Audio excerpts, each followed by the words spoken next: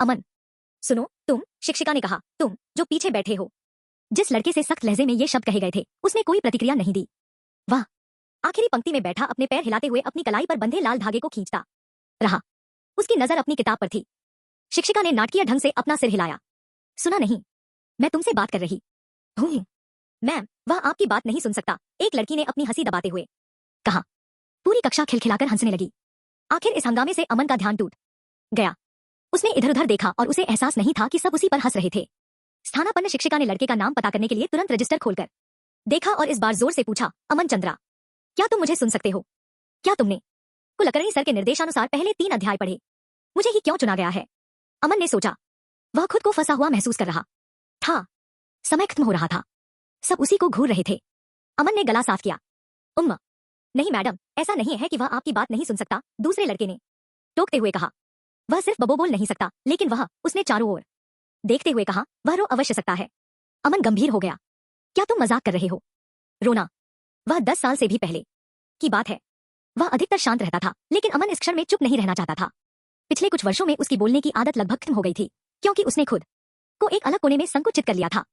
13 साल पहले 2009 में पिता की मृत्यु के बाद उसकी दुनिया में पूरी तरह से सन्नाटा छा गया था। उनके कुख्यात पिता अवि चंद्रा सेना में अधिकारी थे। जब अमन 5 साल का था, तब दिल्ली में उनके घर पर एक आधिकारिक पत्र आया था, जिसके साथ अमन और उसकी मां उपासना को अवि की मृत्यु की सूचना मिली थी। लेकिन इस समाचार के साथ सैनिकों की मृत्यु के लिए आरक्षित महिमा का कोई उद्घोष नहीं था, तोपों की सलामी नहीं थी, किसी तरह के सम्मान का कोई बिल्ला नहीं था, प्रेस में कोई स्तुतिगान नहीं हुआ। अमन के पिता का अंतिम संस्कार भी राजकीय सम्मान के साथ नहीं किया गया। सेना का कहना था कि अवि की मृत्यु के असल कारण थे अवज्ञा और कर्तव्य का परित्याग। शोक मनाने के लिए उपासना और उसके बेटे अमन को बहुत कम समय मिला और जल्द ही उन्हें आर्मी स्टाफ क्वार्टर से निकाल दिया गया।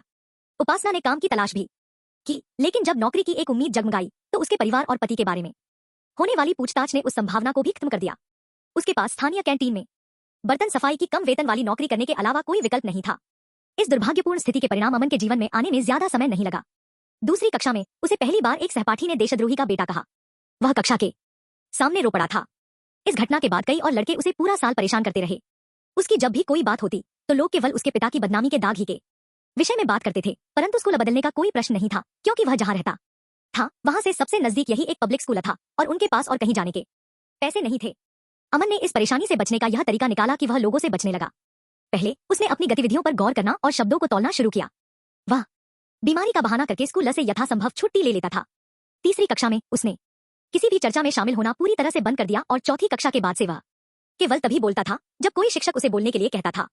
छठी कक्षा तक अमन चंद्रा ने खुद को इस हद तक सबसे अलग कर लिया कि पुराने छात्र तो उसके बारे में लगभग भूल ही गए थे। वह किसी नए छात्र से भी जुड़ने से बचता था, यहाँ तक कि उसने कई बार अपना अंतिम नाम छिपाने के प्रयास भी किए। 7वीं कक्षा तक वह सबकी नजरों से ओझल हो जाने के अपने प्रयास में सफल हो गया। उसके सहपाठी उससे बचते थे और शिक्षक स्थानापन्न नहीं, बल्कि नियमित वाले चाहे दया या फिर ऊब के कारण उससे सवाल न पूछना ही बेहतर समझते थे। अमन का चेहरा भावशून्य रहता था। उसने किसी के सामने यह स्वीकार नहीं किया कि काश उसका भी कोई दोस्त होता। ईमानदारी से बात करने वाला केवल एक व्यक्ति। एक दिन के बाद दूसरा दिन गुजर जाता और इसी तरह समय बीतता गया। तो अमन के आश्चर्य की कल्पना कीजिए जब उस स्थानापन्न शिक्षिका ने उसे सीधे संबोधित किया। वह निस्संदेह उसका जवाब नहीं देने वाला था।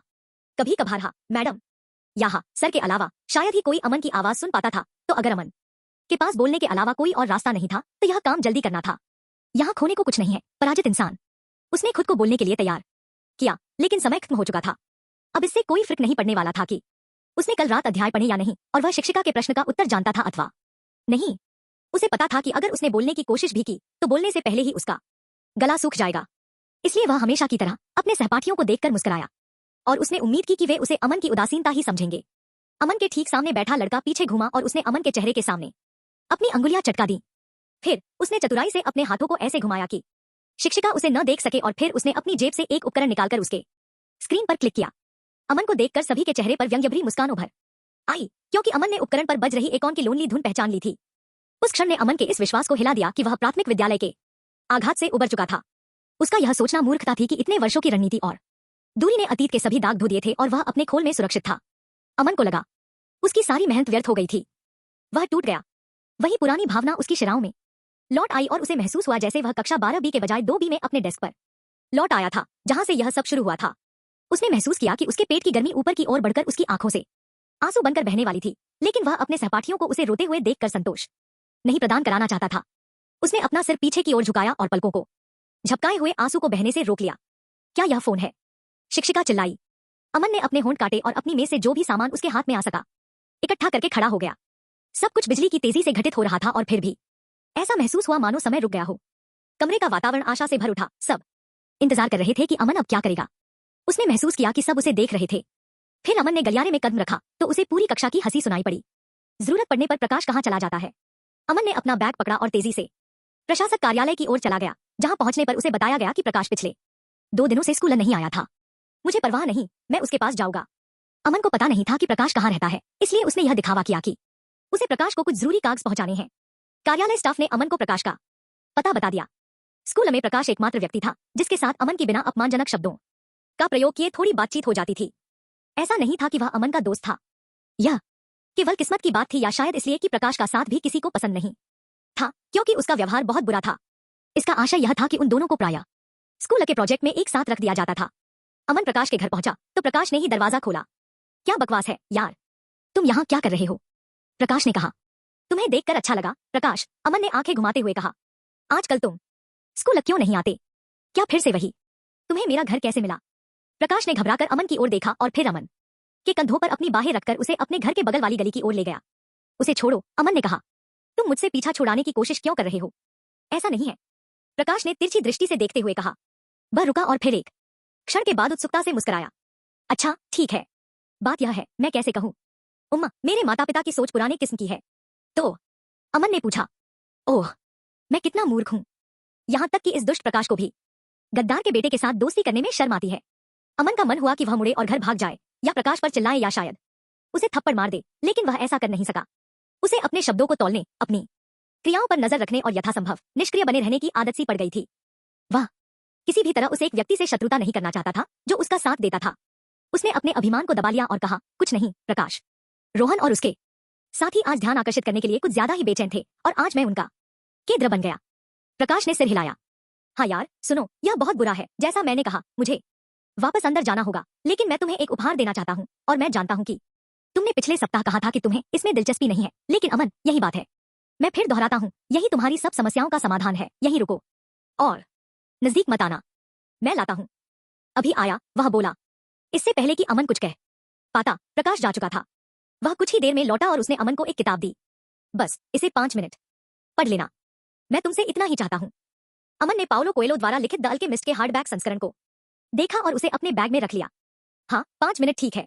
अपार्टमेंट के बाहर पहली मंजिल पर, जहां अमन और उसकी मां रहते थे, बीड़ी का धुआं छाया हुआ था। वहां अमन अब भी अपने सहपाठियों की आवाज सुन सकता था। वह सिर्फ बोल नहीं सकता, लेकिन वह रो अवश्य सकता है। यही वे शब्द थे जिसने अमन के पुराने घावों को फिर हरा करके उसकी गरिमा का आखिरी चिथड़ा भी उससे छीन लिया था। उसने जो खाई ईंट दरींट बनाई वह ध्वस्त हो चुकी थी। हर कदम से पहले उसकी सावधानीपूर्वक योजना, संभावित नुकसान के लिए स्थिति की जांच, हर निर्णय से पहले अत्यधिक सोचना, सब व्यर्थ चला गया। उसका आत्मरक्षक कवच छिन्न भिन्न हो चुका था। लेकिन चूंकि वह एक सैन्य परिवार का लड़का था, इसलिए उसकी मां को उसके आंसुओं पर दया नहीं आती थी। अमन ने दरवाजा खटखटाने से पहले चेहरा पोंछ लिया। अमन ने खुद से कहा कि उसकी स्थिति में कभी सुधार नहीं होगा। समाज उसे कभी उसके पिता के पाप को भूलने नहीं देगा। अमन ने एक गहरी सांस ली। मां, दरवाजा खोलो, उसने तीसरी बार दस्तक देते हुए कहा। 18 वर्षीय अमन चंद्रा भीड़ से अलग नहीं दिखता था। वह एक सामान्य किशोर था, लकड़ी सा, लंबा और बेहद पतला। उसका रंग गहरा था और बाल बिखरे, धूल भरे थे। वह कमर को झुकाकर चलता था, मानो सबकी नजरों से दूर और जमीन के करीब रहना चाहता हो। उस पल अमन को यह नहीं पता था कि उसकी और प्रकाश की फिर कभी भेंट नहीं होगी, लेकिन अगर उसे यह पता होता तो उसने गुस्से में इसकी परवाह तक नहीं की होती। चलो खोलो। अमन ने अपना जबड़ा भींच लिया और फिर मंद रोशनी वाले दालान में पड़े एक कंकड़ को लात मारी। अमन को कदमों की आवाज सुनाई पड़ी। फिर दरवाजा खुला और उस छोटे से अपार्टमेंट के अंदर का पीला रंग दिखाई देने लगा। उपासना चंद्रा ने कहा, तुम जल्दी वापस आ गए। उसने एक फीकी सी साड़ी पहनी थी जो कभी चमकदार लाल हुआ करती थी। फिर उसने अपने पतले हाथ आगे को फैलाए। अमन से उसका स्कूल बैग मांगा। अभी केवल 4 बजे हैं। अमन अंदर चला गया।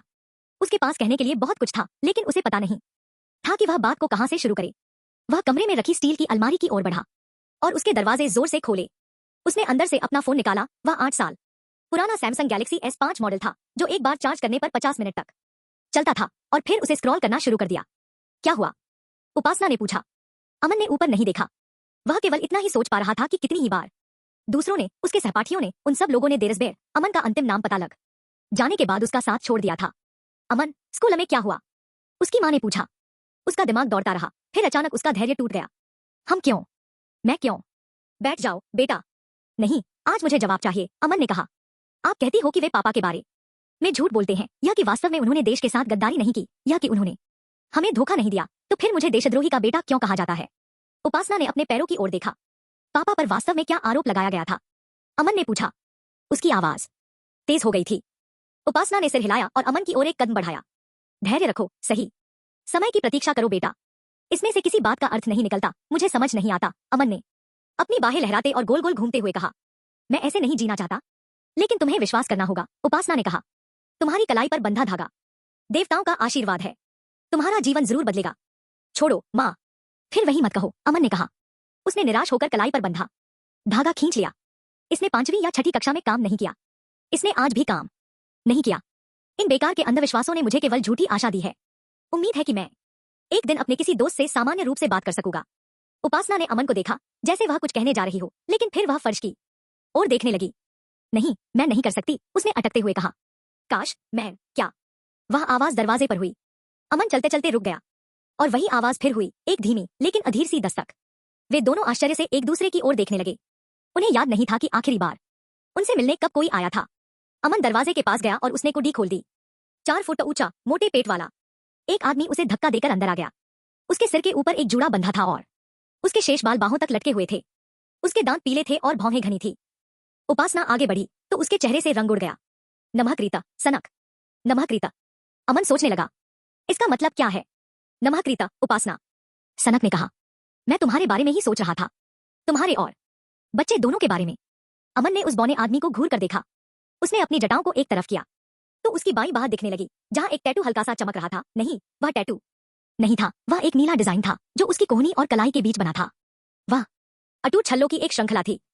उसकी मांसपेशियां हिली, डिजाइन के अन्य टुकड़े हिलते नजर आए। तब अमन को एहसास हुआ कि वह दरअसल बड़े शल्क वाले नीले सर्प का डिजाइन था जो उस आदमी की बाह के चारों ओर बना था। यहां कैसे आना हुआ? उपासना ने पूछा। केवल एक ही विचार है उपासना, मुझे तुम्हें बहुत कुछ कहना है, आदमी ने कहा। लेकिन उससे वह बोलते बोलते बीच में रुक गया और उसने अपनी भौहों पर उठाकर मानो कोई संकेत किया। ओह हाँ, अमन, कृपया बाहर चले जाओ, उपासना ने कहा। क्या? अमन, प्लीज बालकनी में जाओ। अमन अड़ा रहा। ये कौन है? अमन, हमें बस 2 मिनट चाहिए, उसकी मां ने कहा। वह उसे बाहर छोटी सी जगह पर ले गई जिसे वे बालकनी कहते थे और फिर उसने दरवाजा बंद कर लिया। वह अकेला था, हालांकि वह बालकनी में पहली बार नहीं आया था। अमन तुरंत झुका और चाबी के छेद से भीतर झांकने लगा। अब वह उन्हें देख सकता था, लेकिन उसे केवल उनकी हल्की सी आवाज ही सुनाई दे रही थी। वे जो बोल रहे थे वह सब पंखे की आवाज में दब गया था। अमन ने सोचा, यह आदमी बहुत अजीब है। बहुत बाद में जब आवाजें तेज हुईं, तो अमन को कुछ ऐसा सुनाई दिया जिससे उसका खून खौल उठा। उसके पिता का उल्लेख हो रहा था। निर्णय तुम्हारा है, उपासना, अभी का नहीं, आदमी ने सख्त लहजे में कहा। मेरा निर्णय? अमन ने उपासना को उपहास करते सुना। फिर अचानक जवाब देने के बजाय सनक घूमा और उसने सीधे चाबी के छेद की तरफ देखा। उसकी नजर अमन पर टिक गई। अमन चौंक कर पीछे हट गया। उसका दिल तेजी से धड़क रहा था। वह उस जगह लौटने का साहस नहीं कर सका, इसलिए बालकनी की रेलिंग के सहारे पीठ टिकाकर फर्श पर बैठ गया और आसमान के धुंधले होते रंगों को देखने लगा। 10 मिनट बाद उपासना ने बालकनी का दरवाजा खोला, लेकिन उसने अमन से नजरें नहीं मिलाई और उसकी ओर मुड़कर भी नहीं देखा, यह जानने के लिए कि वह रो रही थी। अमन को उसका चेहरा देखने की जरूरत नहीं थी। सनक निस्संदेह जा चुका था। सामने का दरवाजा पूरा खुला था। अमन के दिमाग में उथल पुथल मची थी। वह कक्षा में क्या नहीं कह पाया था, प्रकाश ने बाद में उससे क्या कहा और उस अजीब आदमी ने क्या कहा होगा, यह सब अमन के सिर पर दुख का बादल बनकर इकट्ठा हो गया था। अमन के आंसू निकलने वाले थे। उसने मुट्ठियां भींच ली और रोती हुई अपनी मां की ओर देखा। उस व्यक्ति ने निश्चित रूप से अमन की मां का अपमान किया होगा और उसके परिवार के नाम पर हमले किए होंगे। कोई और दिन होता तो शायद अमन जाने देता, लेकिन आज नहीं। मैं उसे मार डालूंगा। वह दरवाजा की तरफ भागा। अमन, तुम कहां जा रहे हो? वह दालान से नीचे की ओर भागा और इस बीच उपासना की आवाज धुंधली हो गई। अमन उस आदमी को ढूंढ नहीं सका। उसे सनक कहीं नजर नहीं आया। कुछ मिनट बाद वापस लौटने पर अमन ने देखा कि उसकी मां फ्रिज पर बैठी थी और उसने हाथों ने अपना चेहरा ढक रखा था।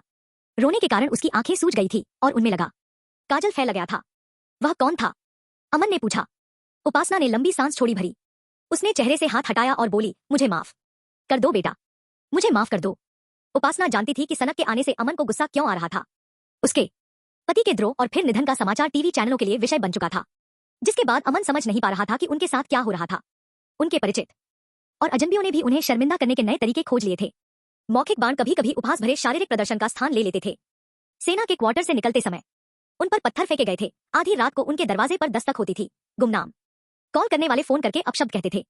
एक स्थानीय पुलिसकर्मी भी था जिसने यह कहना शुरू कर दिया था कि केवल उसके संरक्षण से ही उनके जीवन में लापता पुरुष की कमी को पूरा किया जा सकता था, बेशक उसकी भी कीमत थी।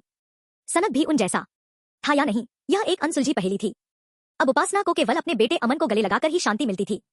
उसके नाम का अर्थ ही शांति था, लेकिन अमन का समर्थन भी उपासना को दूर होता दिख रहा था। नहीं, अमन ने सिर हिलाया। मुझे बताओ, वह कौन था? उपासना ने जबड़ा भींच लिया। तुम हमेशा आत्मलीन क्यों रहते हो? क्या मुझे कभी तुम्हारा सहयोग मिला है? उसने खुद को संभालने की कोशिश की। लेकिन तुम सही कह रहे हो, उसने अपना चेहरा पोंछते हुए बोलना शुरू किया। मैं अगले साल तक इंतजार करना चाहती थी, जब तुम 19 साल के हो जाओगे, लेकिन तुम तो वयस्क हो चुके हो। मैं अब तुमसे कुछ नहीं छिपा सकती।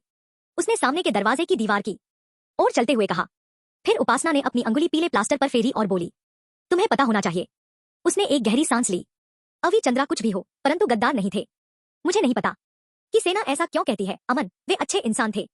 यह बस उनका अंतिम कार्य था। आदेश आया और उसने उन्हें हमारे जीवन से दूर कर दिया। मुझे नहीं पता क्यों, लेकिन वे बहुत पहले चले गए। आपको यह कैसे पता? मैंने उनका एक पत्र देखा है। क्या और पत्र भी थे? मुझे इसलिए पता है क्योंकि उनका एक दोस्त और साथी सैनिक उनकी मृत्यु के 1 साल बाद हमसे मिलने आया था। उसने मुझे एक कहानी सुनाई जिस पर मुझे विश्वास नहीं हुआ। फिर उसने मुझे अवि का सामान दिखाया, उनके नोट्स, मिशन की तस्वीरें। मुझे नहीं लगता कि तुम्हें दीपक अंकल याद होंगे बेटा, लेकिन तुम्हें यह किस्सा शायद उनके मुंह से सुनना चाहिए। हो सकता है कि जब तुम उन चीजों को देखो तो तुम्हें भी विश्वास हो जाए, बल्कि हमें कल सबसे पहले वहीं जाना चाहिए। यह कहते हुए उसकी आंखें चमक उठीं। हम आगरा के लिए सुबह की बस ले सकते हैं। इसमें कुछ घंटे लगेंगे, लेकिन उससे पहले मेरे पास तुम्हें दिखाने के लिए कुछ है। वह वॉलपेपर की ओर देखती रही। अपना क्रिकेट बैट लेकर आओ। क्या? अमन झिझका, लेकिन फिर धीरे से बोला, माँ आप बैठिए, मैं आपके लिए पानी लाता हूँ।